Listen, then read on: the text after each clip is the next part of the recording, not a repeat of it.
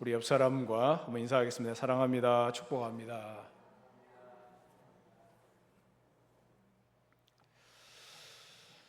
사람이 세상을 떠날 때 마지막 말을 남기는데 이 말을 유언이라고 합니다.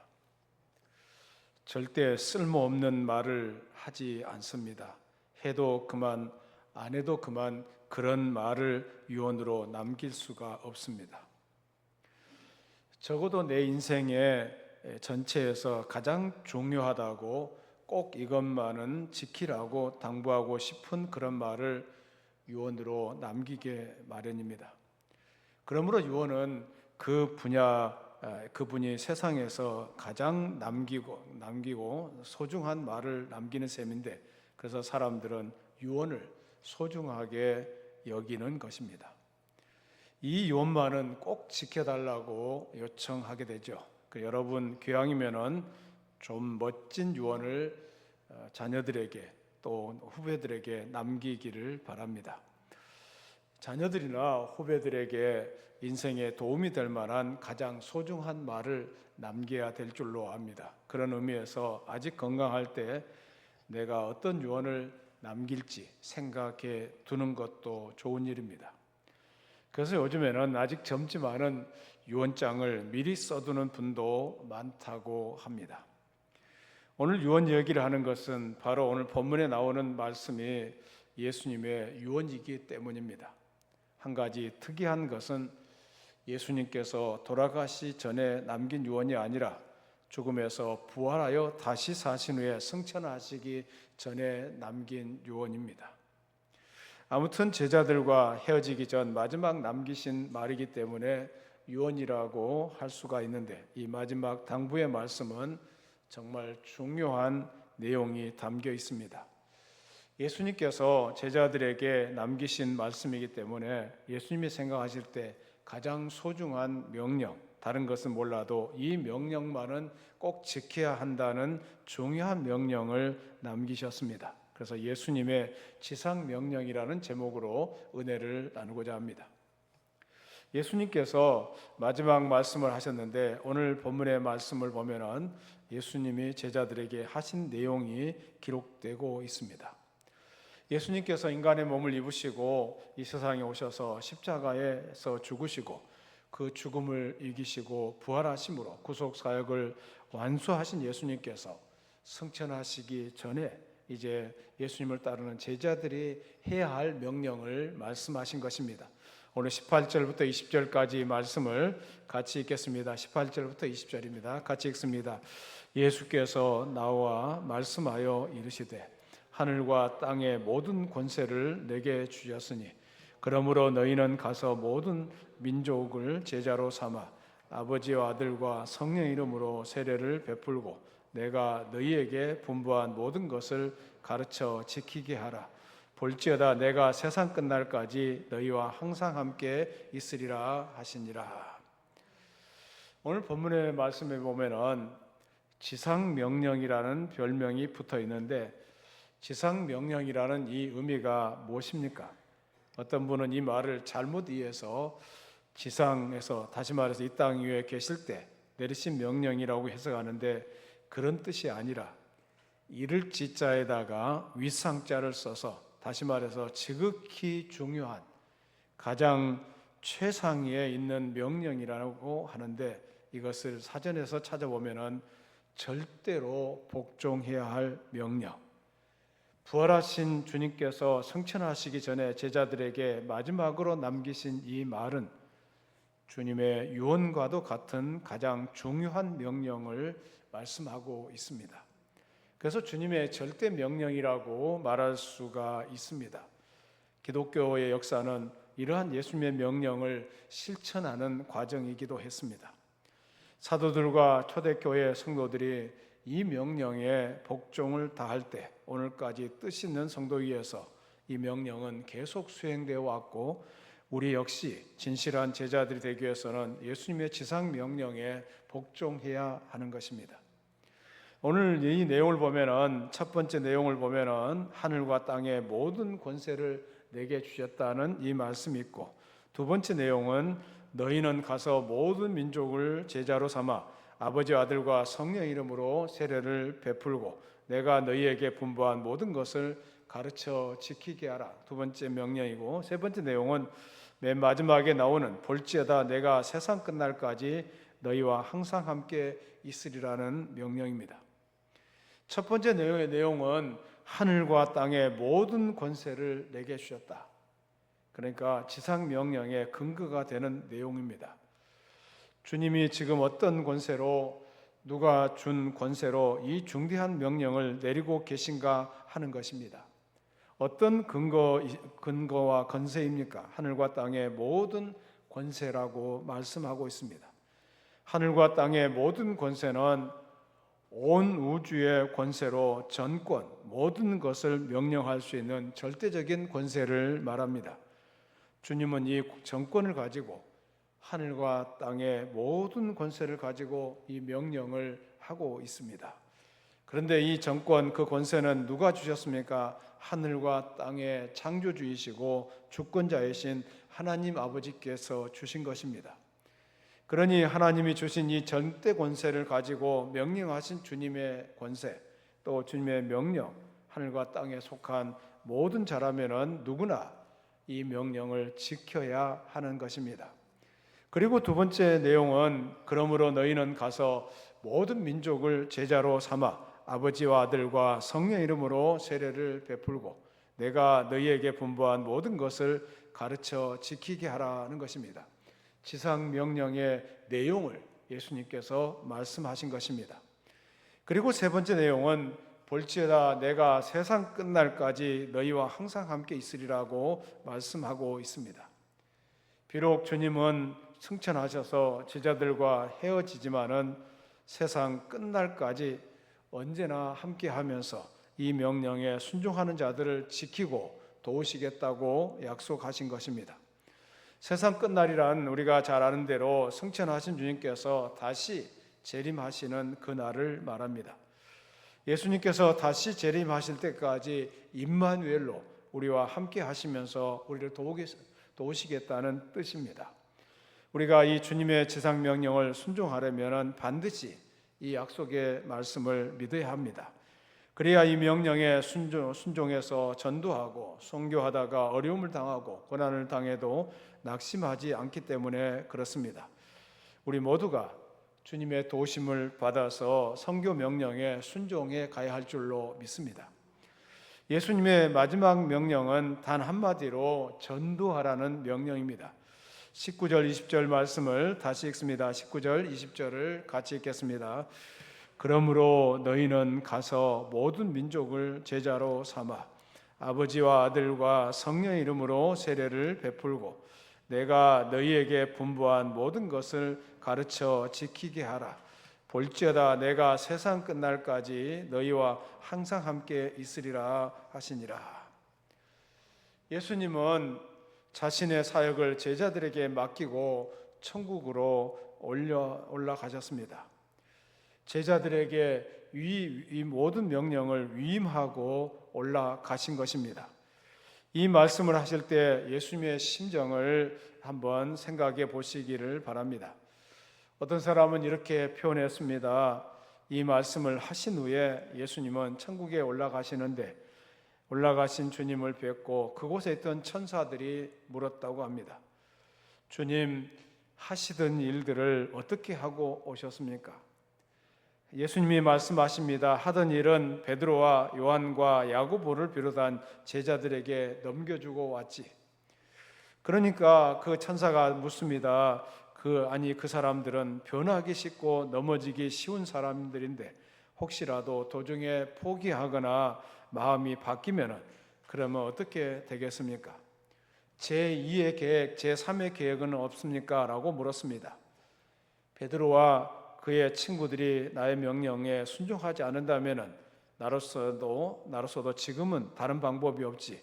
지금으로서는 천국 사업의 성패가 모두 그 사람들의 어깨에 달려있지라고 말했다고 합니다.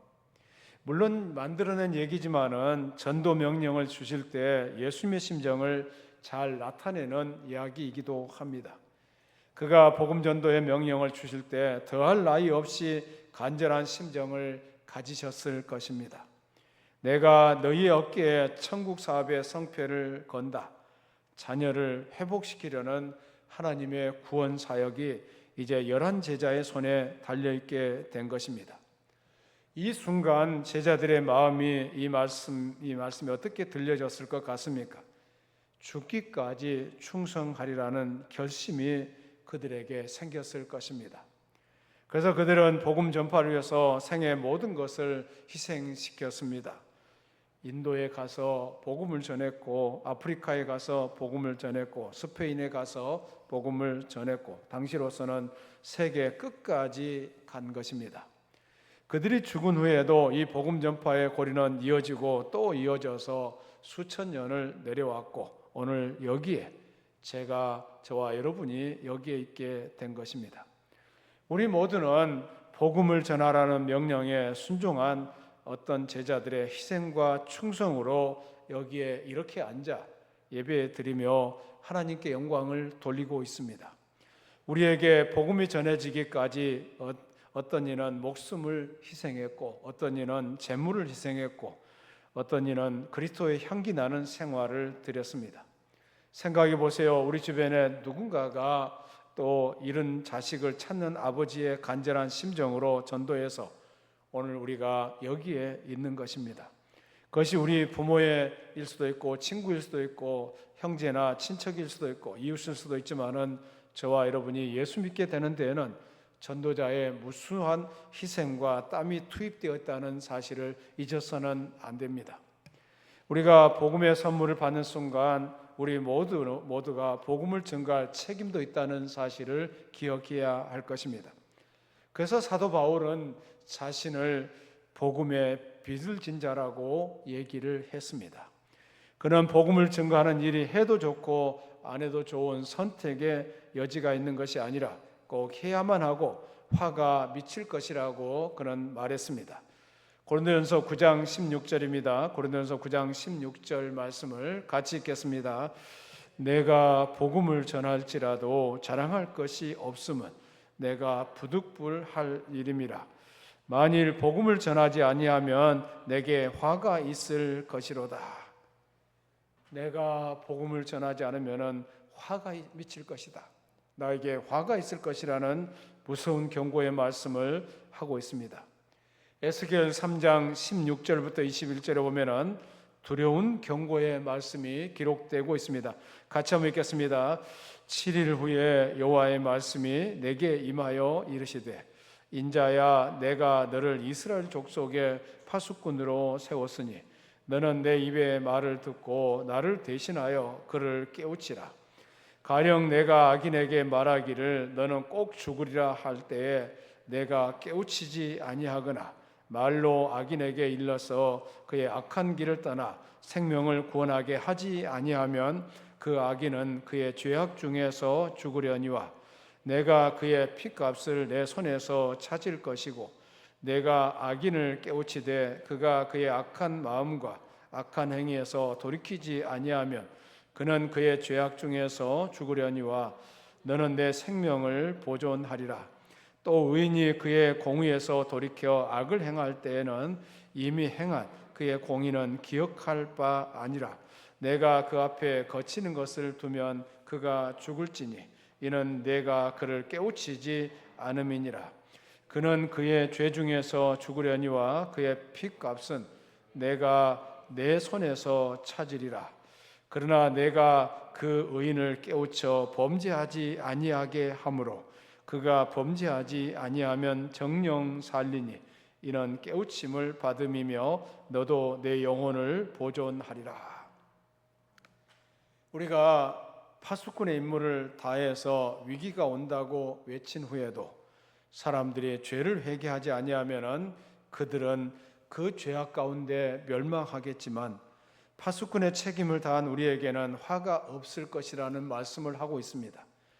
그러나 우리가 외치지 아니해서 사람들이 멸망의 길로 들어가면은 그 죄값을 우리에게 찾으시겠다고 하니까 얼마나 엄중한 경고입니까? 참으로 믿음 없는 세상에 대해서 하나님은 안타깝게 생각하시고 우리들을 망대에 세우시고 그 운명에 대해 경고하시고 구원의 길에 대해 외칠 것을 간절히 기대하시는 것입니다. 초대교회 사도들의 이런 절박한 책임을 인식하고 복음 전파에 대해서 자신의 생명을 내어주신 것입니다. 랄프 네이버 목사님이 들려주신 자신의 얘기 가운데 이런 얘기가 있습니다. 그의 아내는 간호사였습니다. 아내를 통해서 한 의사를 친구로 사귀게 되었습니다. 그 의사는 종교에 대해서 관심이 없었습니다. 그래서 성경책을 그 랄프는 이 사람을 어떻게 인도할까 늘 생각하고 고민하고 있었습니다. 그렇다 성경책을 사서 생일날 주면서 성경을 함께 공부하자고 해야지. 그래서 성경책을 사서 책장 위에 올려놓았습니다. 그때 아내가 임신을 했고 해산할 때 그 의사와 랄프는 많은 시간을 함께 할 수 있어서 좋았습니다. 어느 날 그 의사와 야구 얘기에 대해서 얘기하고 있었는데 그때 성령께서 랄프의 마음에 영생에 대해서 얘기해 보라고 말씀하셨습니다. 그러나 한편에서 또 사탄은 아직 야구 얘기가 안 끝났기 때문에 얘기하지 말라라고 말하는 소리가 들려왔습니다. 그리고 다음날 랄프는 빌리그레암 전도 집회를 위해서 영국에 갔다가 3주 후에 돌아왔습니다. 그런데 침대에서 그의 아내가 울고 있었고 많이 운 흔적이 보였습니다. 여보, 왜 우는 거요? 그래서 그 아내가 말합니다. 그 의사가 죽었어요. 아니, 아직 나이가 어린데 어쩌다가 그가 수상 스키를 타러 갔다가 떨어졌는데 다른 보트가 그 사람을 지나가다가 몸이 잘라져 죽었다는 소식이었습니다. 그때까지 랄프의 책장에는 성경책이 올려져 있었습니다. 그의 장례를 랄프가 집례하게 되었습니다. 그 후에 그의 집에 가서 가정부를 만났는데 그녀가 이런 말을 했습니다. 랄프 목사님, 그 의사는 당신을 존경했어요. 그가 말하기를 그가 당신과 성경 공부를 하고 싶다고 했어요. 그날 밤에 성령께서 내가 이미 저 사람의 마음을 준비시켜 놓았으니 말하라고 했는데 그 말을 하지 못했다는 것입니다. 이 사건은 랄프 자신의 생애 동안 가장 후회스러운 일 가운데 하나라고 들려주면서 눈물을 글썽였다고 합니다. 기회가 주어졌을 때, 전도해야 될 때, 말씀을 전해야 할 때 그 기회를 놓쳐서는 안 된다는 것입니다. 사랑하는 여러분, 전도에는 때가 있습니다. 전도에는 시간이 있습니다. 우리가 알아야 할 것은 중요한 한 가지 사실은 그때와 시간은 언제나 긴박성을 가지고 있다는 것입니다. 내 이웃이 하나님과 영원한 관계를 맺도록 도와주는 그 일은 어떤 사건보다도 어떤 사명보다도 중요한 것입니다. 우리가 하루를 살고 나면 이 사명을 수행할 시간이 하루가 줄어든 것입니다.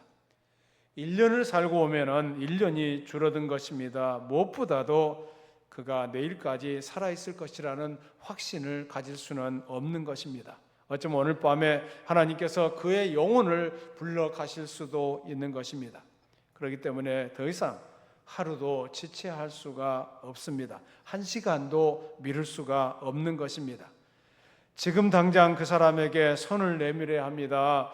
여러분을 인하여 한 영혼이라도 주님께로 돌아오도록 도왔다면 여러분은 그와 더불어서 영원한 기쁨을 누리게 될 것입니다. 사랑하는 여러분, 우리는 아무렇게나 살 수 없습니다. 한 영혼의 생명을 걸어야 합니다. 전도는 은사가 아닙니다. 어떤 사람은 말합니다. 전도는 은사로 생각하는 분도 있는데 그렇지 않습니다. 그래서 말하기를 내게는 전도 연사가 없습니다. 전도의 달란트가 나에게 없습니다. 전도는 나하고 맞지 않은 것 같습니다. 이렇게 말해서는 안 됩니다. 기억해야 합니다. 전도는 은사가 아니고 소명입니다. 성령이 임하시면은 열정이 회복된다고 말씀했고, 그 열정은 바로 내가 가진 믿음에 대한 선포해야 한다는 전도 사역의 열정입니다. 그래서 전도는 거룩한 섬김이 되는 것입니다. 하나님을 사랑하는 거룩한 마음으로 전념되는 것이 전도인 것입니다. 우리 모두가 해야 할 중요한 사명은 바로 전도하는 일입니다. 우리 옆 사람을 쳐다보면서 전도해야 합니다. 시작. 우리 전도해야 됩니다. 한 영혼이라도 주님께로 인도하는 전도 사역을 감당해야 하는 것입니다. 복음 전도에 애쓰는 가정, 그런 교회, 그런 나라는 흥왕하게 되어 있습니다. 아버지의 마음을 가장 기쁘게 해드리고 있기 때문에 그렇습니다. 아버지의 마음이 우리에게 있는 바로 잃어버린 양이 있다는 것을 기억해야 할 것입니다. 영국이 선교에 힘쓸 때 얼마나 하나님께서 영국을 축복하셨습니까? 그때 영국은 해가 지지 않는 나라라고 말했습니다. 미국이 선교에 힘쓸 때 미국을 축복해 주셨습니다. 지금 우리나라의 GNP는 3만 부를 넘어섰습니다. 그런데 왜 이렇게 대한민국을 축복해 주셨습니까? 왜 대한민국을 이렇게 흥황하게 해 주셨습니까? 세계 곳곳에서 대한민국을 바라보면서 얼마나 부러워하는지 모릅니다. 하나님께서 왜 대한민국을 이렇게 축복해 주셨다고 생각하십니까? 이 나라를 돌아보면 이곳저곳 썩지 않은 곳이 없습니다. 냄새나고 희망이 없어 보일 때도 있습니다. 그럼에도 불구하고 하나님께서 대한민국을 축복해 주신 이유가 무엇입니까? 이 대한민국이 세계에서 두 번째로 많은 선교사를 파송하고 있다는 사실을 아셔야 됩니다. 그 선교사를 먹이고 입히고 그 교회에 지원하기 위해서는 수많은 물질이 필요하잖아요. 그런 이유 때문에 하나님께서 대한민국을 이처럼 축복해 주셨다는 사실을 아셔야 됩니다. 정치인을 봐도 그렇고 여러 주변을 봐도 그렇잖아요. 희망이 없어 보일 때가 참 많습니다. 그럼에도 불구하고 하나님이 대한민국을 이처럼 축복하신 이유가 무엇입니까? 선교에 불타고 전도에 불타고 한 영혼이라도 살리고자 하는 열정이 있기 때문에 대한민국을 축복해 주셨다는 것을 알게 됩니다. 여러분의 가정이 축복받기를 원하십니까? 전도와 선교에 관심을 가져야 될 줄로 믿습니다. 전도와 선교에 물질을 아끼지 않아야 한다고 생각합니다.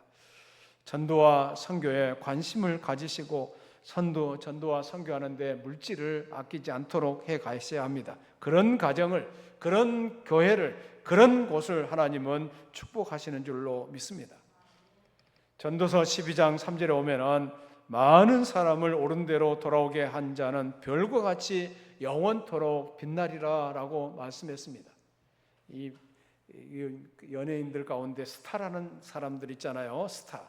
많은 사람들에게 동경을 받는 사람들이 있지 않아요? 그런데 우리가 한 영혼을 주님께로 돌아오게 한 사람들, 많은 사람들을 옳은 대로 인도하게 한 사람을, 그 사람을 스타로 만들어 주겠다고 말씀하고 있습니다. 우리가 천국에 가서 영원토록 빛나는 영광을 누리게 될 줄로 믿습니다. 사랑하는 여러분, 이제 하나님의 교회는 살아서 꿈틀거려야 합니다. 날마다 새로운 생명이 탄생하는 놀라운 구원의 잔치가 벌어져야 합니다. 제가 최근 통계를 보니까 코로나19를 거치고 그 이후에 한국 교회가 점점 더 어려워져 가고 있습니다. 많은 교회가 문을 닫았고 어려운 순간들이 있고 우리 늘 푸른 교회도 그 이후에 어려움을 겪고 있는 것으로 생각이 됩니다. 그러나 우리 모두가 전도의 열정을 가지고 전도의 소명을 가지고 힘차게 복음을 전하는 그런 교회가 되어야 할 줄로 믿습니다. 성령의 기름 부으심을 받은 하늘의 백성들이 볼 수 있는 공통점은 전도의 열정이 있는 것입니다. 한순간도 복음을 전하지 않으면 중심이 답답해서 견딜 수가 없습니다. 이 아버지의 마음을 가지고 복음을 전하는 교회, 선교하는 교회, 전도하는 교회를 하나님께서 축복해 주신다는 사실을 기억해야 할 것입니다. 우리 모두가 복음의 열정을 갖는 그런 주의 종들이 다 돼야 할 줄로 믿습니다. 내가 하나님의 일을 하면은 하나님은 내 일을 하신다는 말을 들어보셨을 것입니다. 내가 내 일을 하는 것과 내가 하나님의 일을 하는 것, 이 둘 중에 어떤 것이 내게 유익이 됩니까? 내가 하나님의 일을 하는 것이 훨씬 수지 맞는 장사라는 것을 알 수가 있습니다. 하나님은 이 생만 책임지는 것이 아니라 내 생까지도 책임을 져 주시는 분인 것입니다. 특히 남의 생명을 권한다는 것, 특별히 영혼을 권한다는 것은 세상 천하의 가장 귀중한 일인 줄로 믿습니다. 한 생명을 천하보다도 하나님은 귀하게 여기기 때문에 그렇습니다. 여러분 모두가 복음 전도자로 나서는 주의 종들이 다 되기를 바랍니다. 열렬히 사랑하던 남녀가 있었습니다. 남자친구가 군대를 가게 되었습니다. 그래서 군대 가기 전날 밤 여자친구에게 단단히 다짐을 받았습니다. 절대로 고무신을 거꾸로 신으면 안 돼. 자신의 사랑의 마음을 전하고자 매일 사랑의 편지를 보내겠다고 약속했습니다. 군에 가보신 분은 알겠지만은 쫄병이 매일 편지를 쓴다는 것은 거의 불가능한 일이기도 합니다. 그래도 온갖 핍박과 환난 가운데서도 일편단심 애인에게 편지를 썼습니다. 드디어 제대하기 일주일 전이 되었습니다. 그런데 청첩장이 한 장 날아왔는데 이번 주에 여자친구가 결혼을 한다는 것입니다. 여러분 누구와 결혼하게 된 줄 아십니까? 매일 편지를 배달해 주던 우체부와 눈이 맞아서 그 우체부와 결혼하게 됐다는 소식이 들려왔습니다.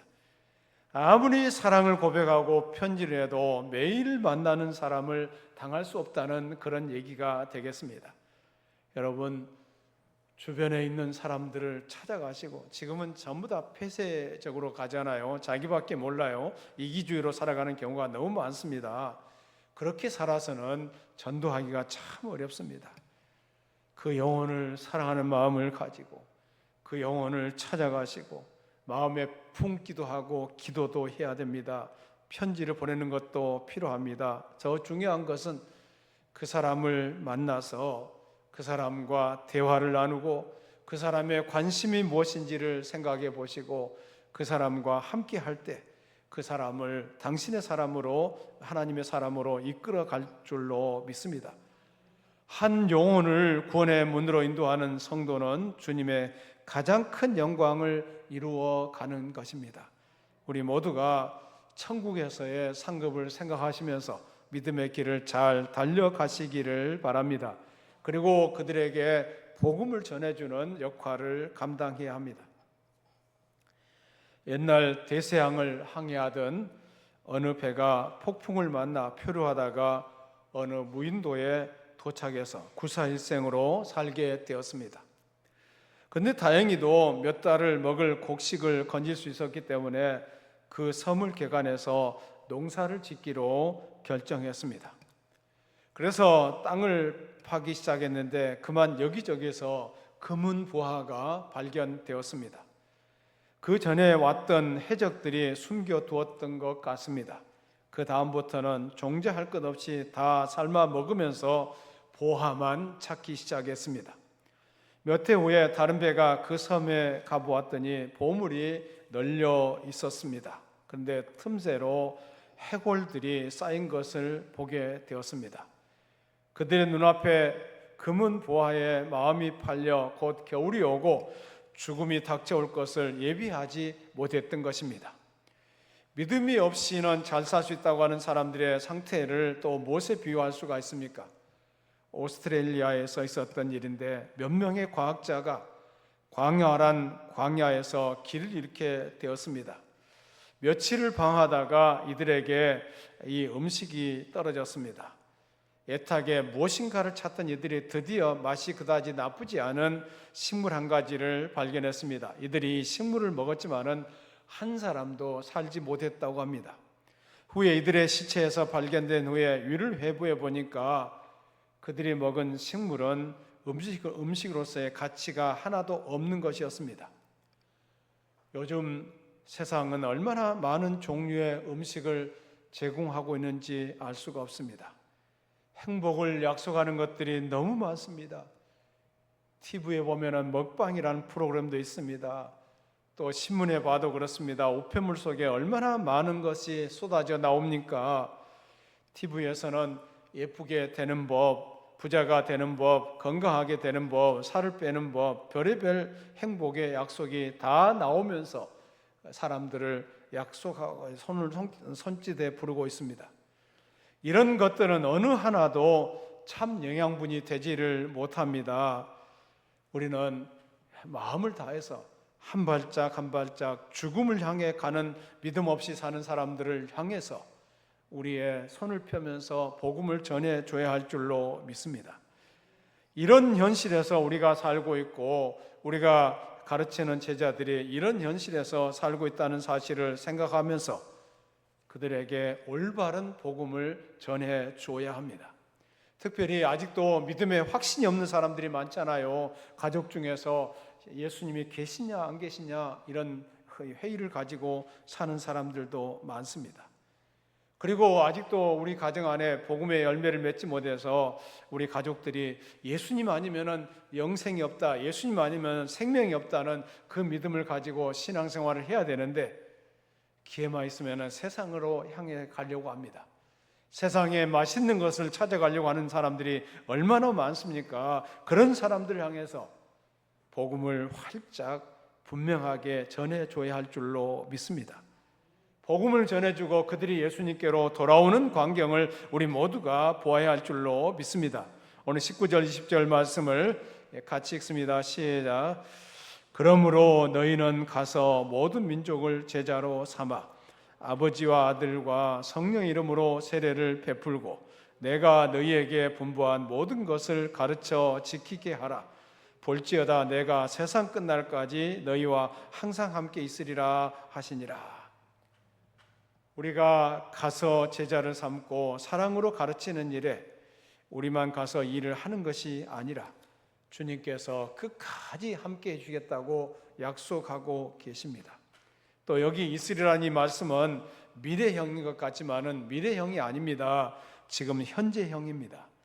오늘 우리와 함께 계신다는 약속인 것입니다. 우리가 누구에게 복음 전파의 목적을 가지고 가게 되면은 주님께서 우리와 함께 계신다는 말씀을 하고 계십니다. 우리가 믿음을 가지고 이 복음 전파의 사명을 잘 감당해야 될 줄로 믿습니다. 요한복음 14장 18절에도 주님은 이런 말씀을 하셨습니다. 같이 읽습니다. 내가 너희를 고아와 같이 버려두지 아니하고 너희에게로 오리라. 복음 전파를 위해서 희생하고 헌신하게 될 때 주님은 그 자리에 함께 하시는 줄로 믿습니다. 왜 돈을 벌어야 됩니까? 왜 물질이 필요합니까? 여기에는 복음 전도의 사명을 꼭 첨가하셔야 됩니다. 이것이 더 중요한 약속이라는 것을 잊어서는 안 됩니다. 주님께서 나에게 물질의 복을 주신다면 하나님의 영광을 위해서 이 물질을 마음껏 쓰겠다는 그런 결단도 우리에게 있어야 할 것입니다. 우리가 하나님의 명령을 순종할 때 주님이 함께 하시는 것을 보게 될 것입니다. 그리고 하나님께서 하시는 일들에 더 큰 것을 보게 될 것입니다. 윌리엄 캐리라는 선교사는 이런 말을 했습니다. 하나님께 큰 것을 기대하라. 그리고 하나님을 위해 큰 것을 시도하라는 말씀이 있습니다.